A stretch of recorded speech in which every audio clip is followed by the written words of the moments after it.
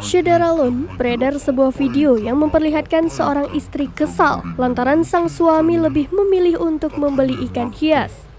Kabarnya, ikan tersebut memiliki harga yang sangat fantastis. Karena sangat kesal dengan kelakuan sang suami, ikan hias diskus tersebut diambil dan digoreng.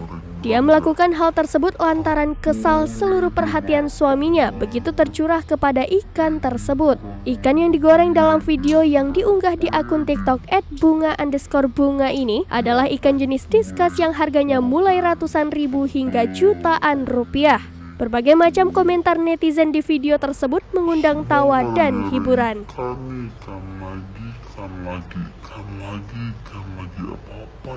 Apa-apa ikan kita gorengin aja ikannya. Kan enak tuh kalau makan goreng, benar nggak?